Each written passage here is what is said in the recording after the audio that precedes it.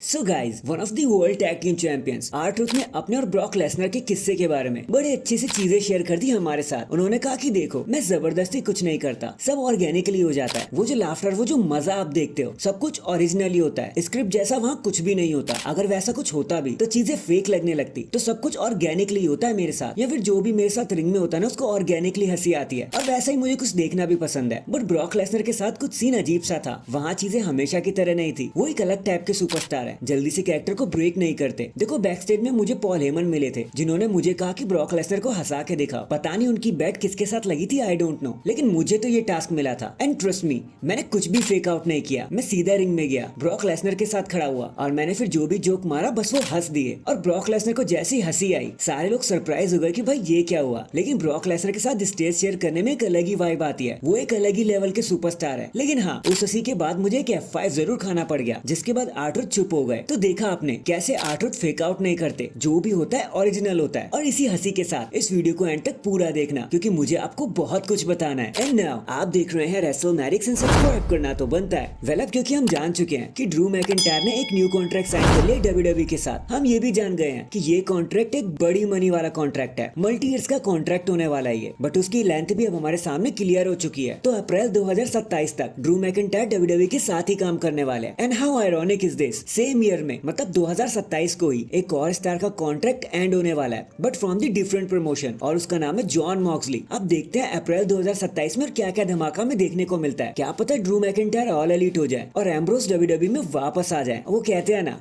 #Never say never. Next SummerSlam 2024 Cleveland Ohio से होने वाला है। देखो, ये तो हम सबको पता है, और वहाँ के लिए ये रूमर भी आ रहा है, the rock versus Cody Rhodes इस साल के समरस्लैम को मेन इवेंट करते हुए नजर भी आ सकते हैं। तो बस इसी इवेंट के लिए एक अपडेट और भी सामने आ गई कि 9 मई और 10 मई 2024 से टिकट्स लाइव होने वाली है, सेल होने वाली है। तो जल्दी से जाकर आप टिकट मास्टर पे जाके इन टिकट्स को खरीद सकते हो। बाकी अगर आप प्रीमियम पास लेते हो ना, तो जितने भी बेनिफिट्स उसके साथ मिलते हैं वो सभी आपको यहाँ देखने को भी मिलेंगे। बाकी वॉच आउट फॉर दिस, अगर समरस्लैम को इस साल अटेंड करना चाहते हो तो टिकट मास्टर पर चले जाना 9-10 मई में और सारी टिकटें खरीद लेना, सोल्ड आउट कर देना शो को। नेक्स्ट जब गंथर से पूछा गया कि WWE ने कब डिसाइड किया कि आपको लॉन्गेस्ट टाइटल रेन मिलने वाला है, तो गंथर ने कहा कि सच बताऊं, मुझे कुछ भी नहीं पता था और ना किसी ने इस बारे में मुझसे कभी बात करी। बस मैचेस पर मैचेस होते गए, वीक्स पर वीक्स निकलते गए और फिर एंड में ये चीज हो भी गई। पता नहीं उन्होंने ये पहले से ही सोच के रखा था या फिर नहीं, बट मुझे तो इसके बारे में कोई भी खबर नहीं थी। जब मैं चैंपियन बना था तो विंस मैकमैन हुआ करते थे इंचार्ज, ट्रिपल एच तो काफी बाद में आए। बाकी इस टाइटल को लेकर कि कितना लंबा होगा, किसी के बीच में कोई भी बातें नहीं हुई। एंड यही कुछ कहना था गंथर का अपने टाइटल रेन को लेकर। लेकिन चलो,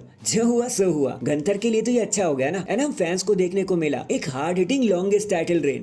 #अंत भला तो सब भला। इन दी एंड हम जानते हैं कि कैसे the original bro Matt Riddle WWE से बाहर निकाल दिए गए। अब चाहे जो भी रीजन होगा, जिसके बाद वो अदर प्रमोशन में दिखाई दिए थे, लेकिन उनके घरेलू इश्यूज थे ना, वो हाल फिलहाल में चलते ही रहते थे। मैट रिडल कभी कभी लाइव आकर अपने घर की सिचुएशन के बारे में बताते रहते थे, लेकिन हाल फिलहाल में ये सिचुएशन बैक टू वर्ड्स में चली गई, क्योंकि मैट रिडल को हाल ही में एक शो को कैंसिल करके तुरंत इमरजेंसी में हॉस्पिटल भागना पड़ा, क्योंकि उनकी गर्लफ्रेंड की सिचुएशन काफी ज्यादा क्रिटिकल हो गई थी। वो चीजें इतनी ज्यादा इंटेंस थी कि उनको शो ही कैंसिल करना पड़ा अपना, और वो तुरंत इमरजेंसी में हॉस्पिटल की तरफ भाग गए। बाकी यार, उम्मीद करते हैं कि उनकी लाइफ में जल्दी से सब कुछ ठीक हो जाए। बहुत टाइम पहले से मैट रिडल ये सब झेल रहे हैं, स्पेशली तब से जब से वो WWE से निकाल दिए गए। तो भाई जल्दी सब कुछ ठीक हो जाए। So that is it guys, अभी के लिए तो बस इतना ही। आप मुझे बताना कि सच में गंथर को नहीं पता था कि उनका टाइटल रेन इतना लंबा होने वाला है। कमेंट करके जरूर बताना। एंड चैनल पर नया है तो चैनल को जल्दी से लाइक एंड सब्सक्राइब कर दो। बाकी मैं मिलता हूँ आपसे किसी और अपडेट के साथ। तब तक के लिए अपना ख्याल रखें और खुश रहें।